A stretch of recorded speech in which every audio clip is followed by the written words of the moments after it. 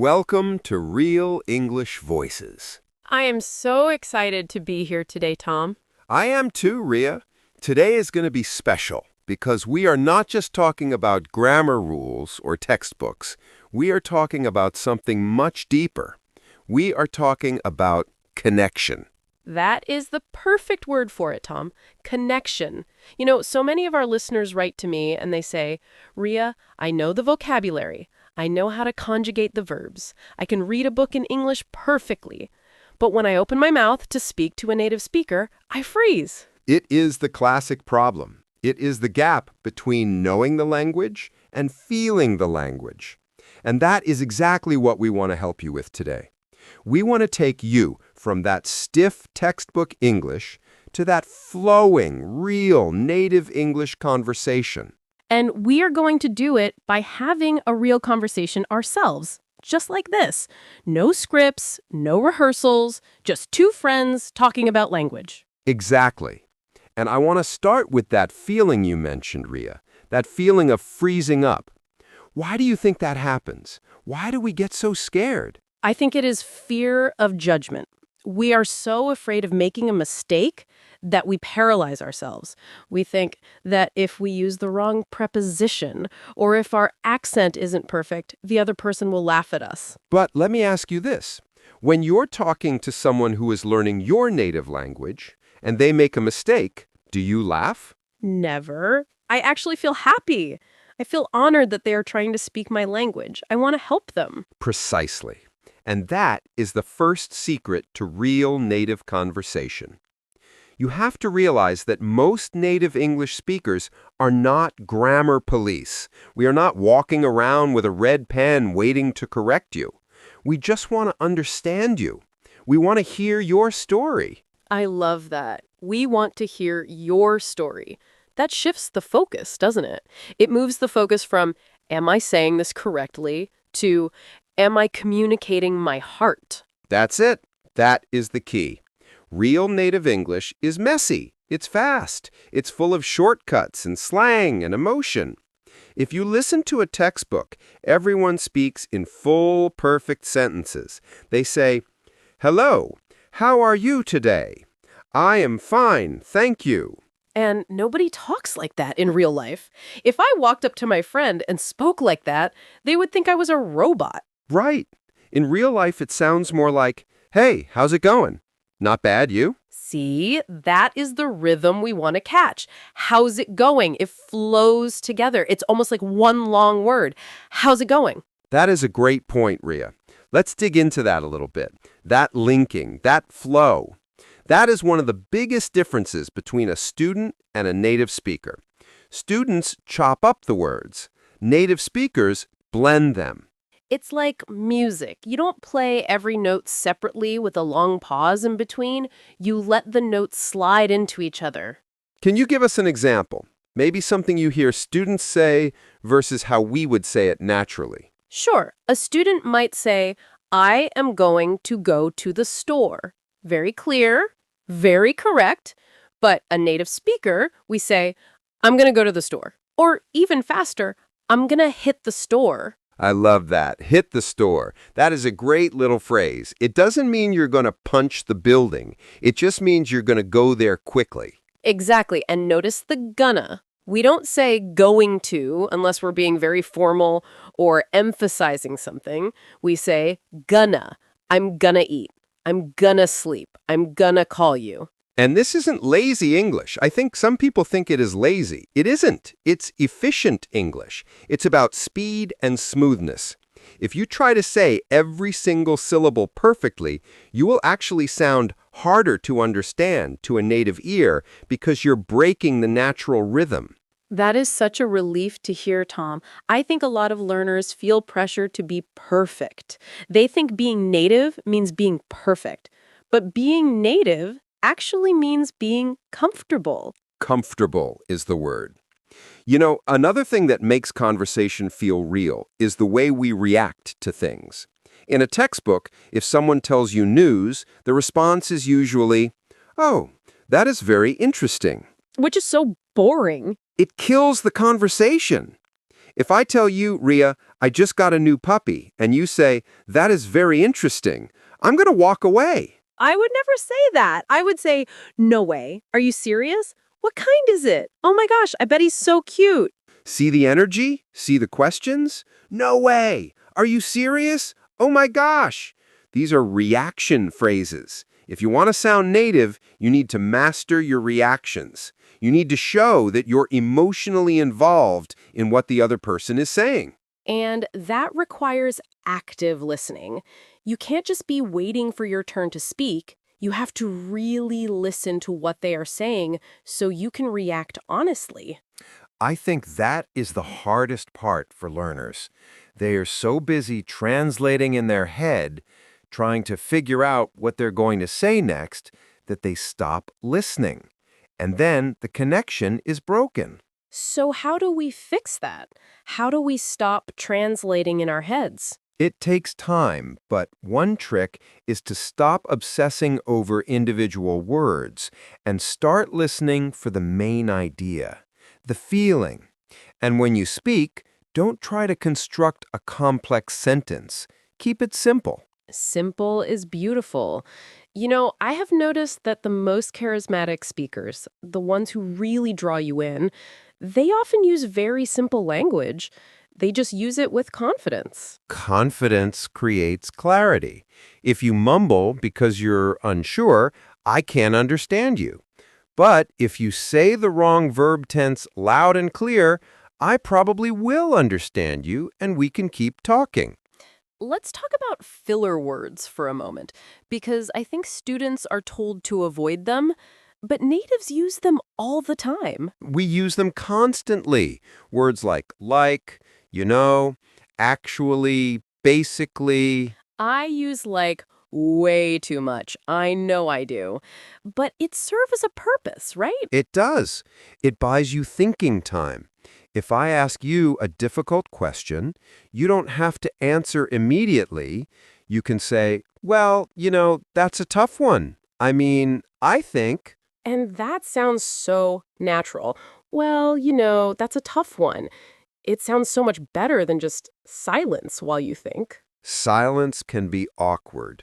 Filler words smooth over the silence. They keep the channel of communication open while your brain is searching for the vocabulary. But there is a balance, right? You don't want every other word to be like. True, everything in moderation, but don't be afraid of them, especially you know. We use you know to check if the other person is following us. It is a way of saying, are we on the same page? Are we connected? Connection again. It all comes back to connection. I want to shift gears a little bit and talk about something that confuses a lot of learners. Phrasal verbs. Ugh, the nightmare of phrasal verbs. Why does English have so many? It's just how the language evolved. But here's the secret. Phrasal verbs are often the real way to say something. The Latin-based word is the formal way. The phrasal verb is the native way. Can you give us some examples? Okay, imagine you are at work. You could say, I need to extinguish this fire. That is correct, but it sounds like you're a firefighter reading a manual.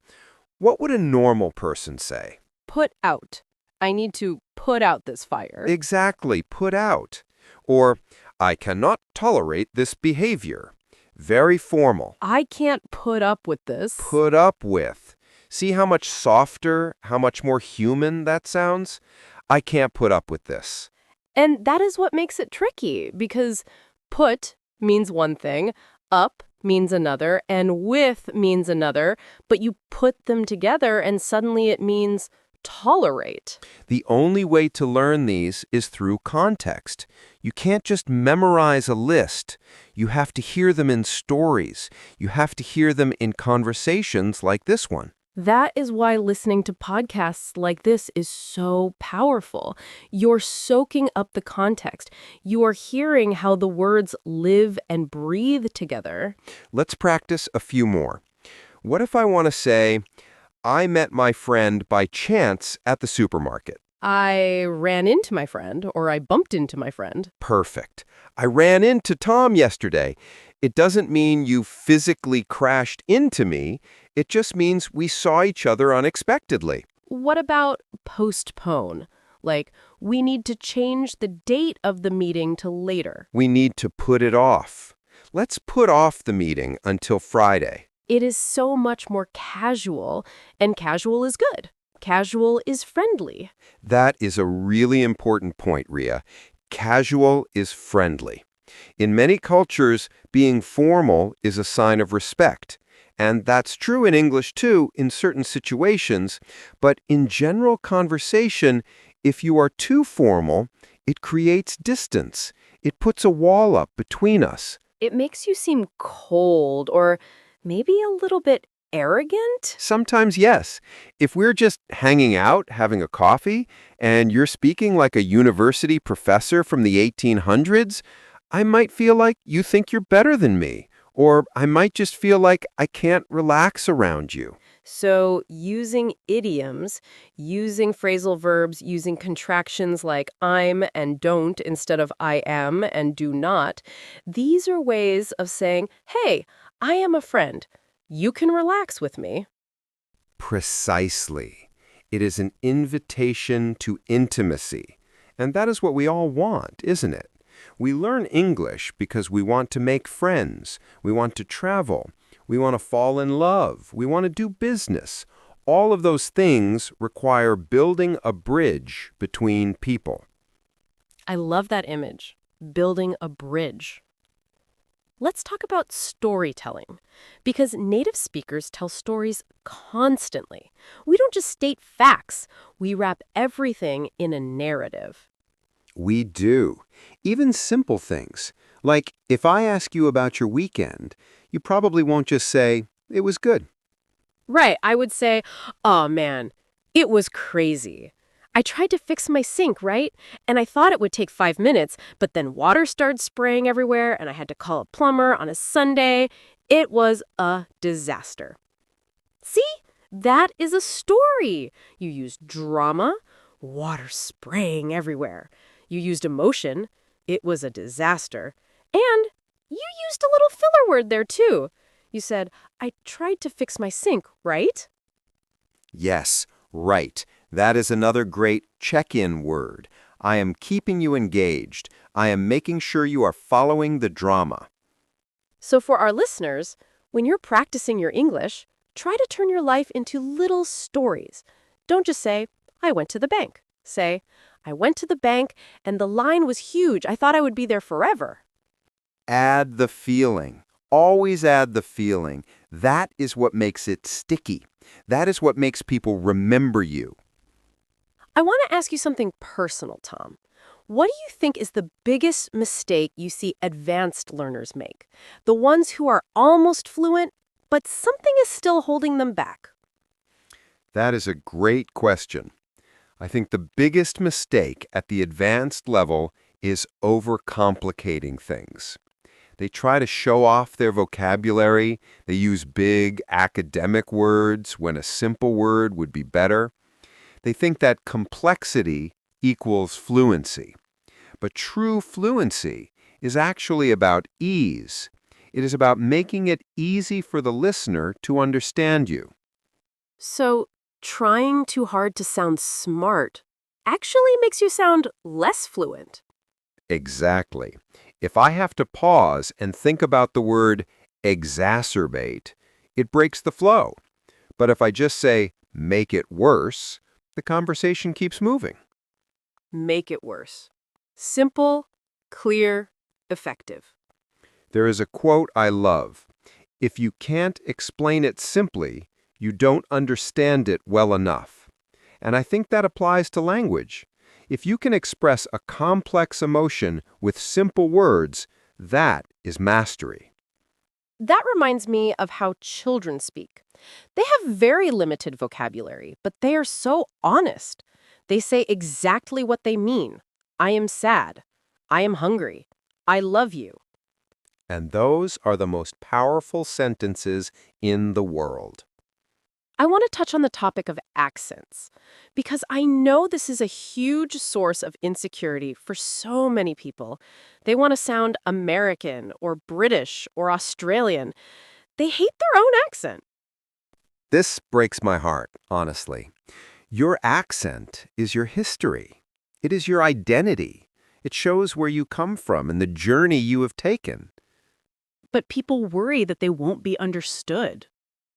There's a difference between pronunciation and accent. Pronunciation is about clarity. Can I distinguish the sounds? If you say ship and it sounds like sheep, that is a pronunciation issue that might cause confusion. You should work on that. But accent, the melody of your voice, that is beautiful. I agree completely. Some of the most charming English speakers I know have very thick accents. Italian accents, Spanish accents, French accents, Hindi accents. It gives their voice character. Exactly.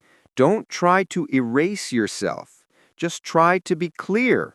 If you speak with confidence and clarity, nobody cares about the accent. In fact, many people find it attractive. So don't aim for native accent, aim for clear communication. Right. And remember, English is a global language now. There are more non-native speakers than native speakers in the world. The standard English is actually a mix of all these voices. You are part of that global choir. A global choir. That is a beautiful thought. You know, Tom, I think we should talk a little bit about humor. Humor is so hard in a second language. It is the final frontier. If you can make a joke in English or understand a joke, you have made it. Why is it so hard? Because humor is cultural, and it often relies on wordplay or double meanings. Or sarcasm. Sarcasm is tough. Oh, sarcasm is very tough. Saying the opposite of what you mean, but changing your tone just slightly. Like, oh, wonderful weather we're having, when it's pouring rain. If you take that literally, you will be very confused. So, how do you learn humor? You have to consume comedy. Watch sitcoms. Watch stand-up comedy. Even if you don't understand everything, watch the audience. When do they laugh? Why are they laughing? And don't be afraid to laugh at yourself. I think that is the best icebreaker. If you make a mistake and you can laugh about it, everyone relaxes. Yes, if you say something funny by accident, just own it. Say, wow, that came out wrong, and laugh. It shows you are confident enough to be imperfect. I remember once I tried to say I was embarrassed in Spanish, but I used a word that meant pregnant. The classic mistake, embarazada. Yes, and the whole room went quiet.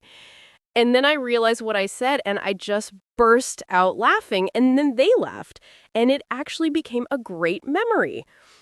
If I had gotten upset or ashamed, it would have been awkward. But because I laughed, it was a bonding moment. That is a perfect example. You turned a mistake into a connection. That is the spirit of real English voices. Tom, we have covered a lot today. We talked about flow, linking words, phrasal verbs, confidence, accents, and humor.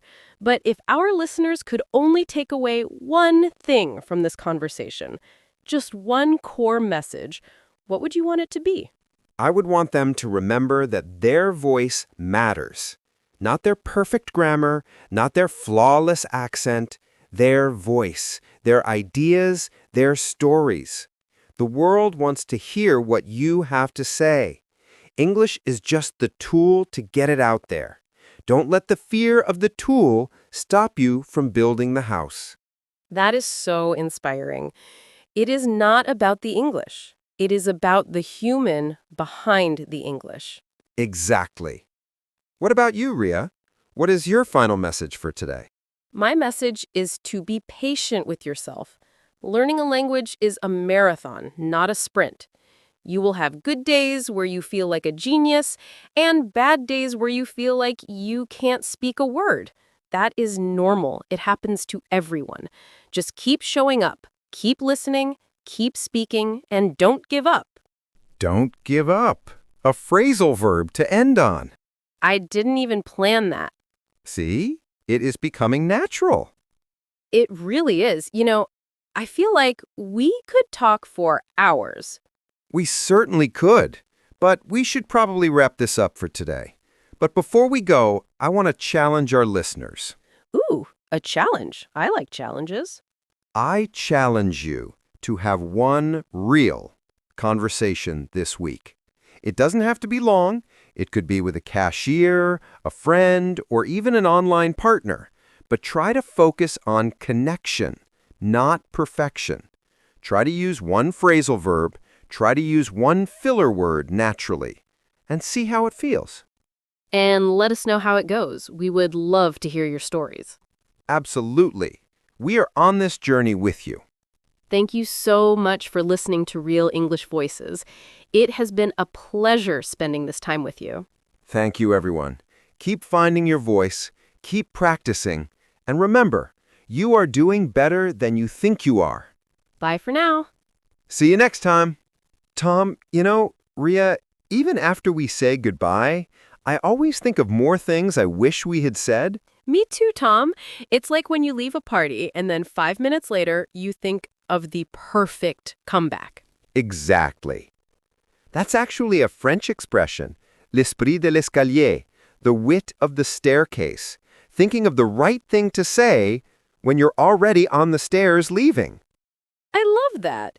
But since we're still here, maybe we can give a few more practical tips, like really specific things people can do at home. That's a great idea. Let's do a bonus round. Okay, bonus round. Let's talk about shadowing. I mentioned this technique a lot, but I don't think everyone knows how to do it properly. Shadowing is powerful. It's basically imitation. You listen to a native speaker, maybe a podcast like this one, and you repeat exactly what they say, exactly how they say it, almost at the same time. It's not just repeating the words, right? It's repeating the emotion, the pauses, the pitch. Yes, you have to become an actor. If I say, "I'm so angry," loudly, you have to say it loudly. If I whisper, you whisper. You're training your mouth muscles to move in a new way. Because English muscles are different from Spanish muscles or Japanese muscles. They really are. Different languages use different parts of the mouth and throat. Shadowing is like going to the gym for your tongue. And you can do it anywhere. You can do it in the car. You can do it while washing dishes. Though maybe not on the bus if you don't want people to stare at you. True. Or do it on the bus and be brave. That is the ultimate confidence test. Another tip I have is talking to yourself.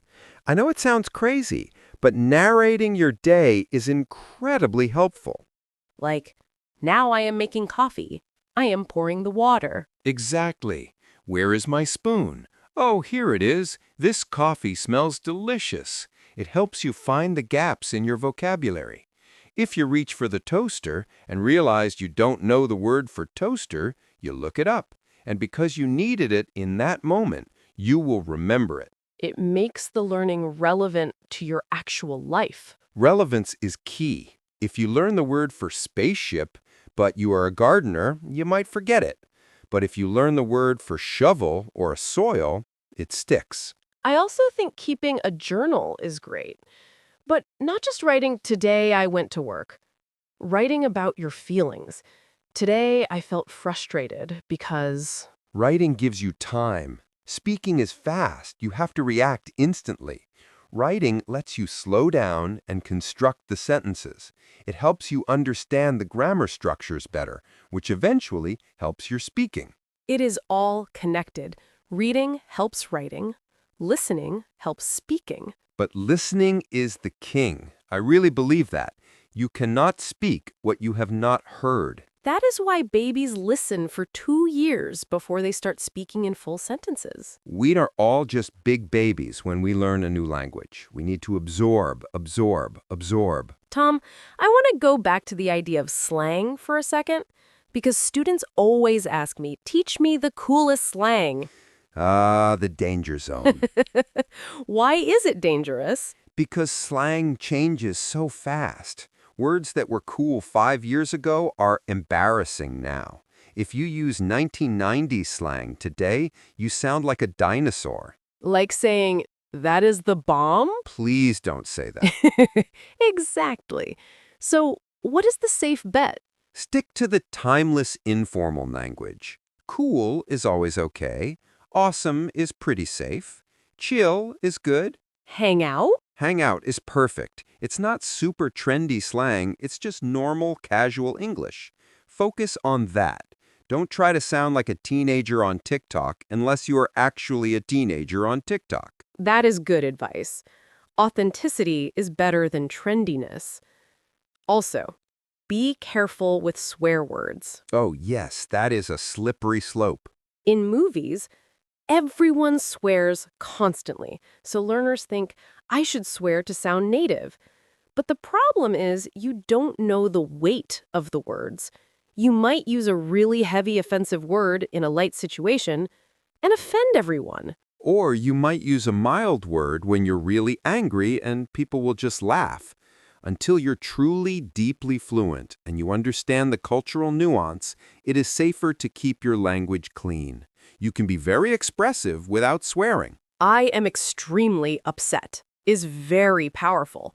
You don't need the other words. Tom, do you have a favorite English word? Just a word you like the sound of.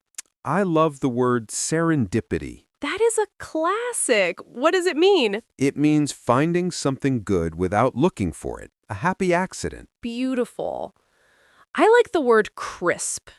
It sounds exactly like what it is, like a crisp apple. Or crisp autumn air. That is onomatopoeia, right?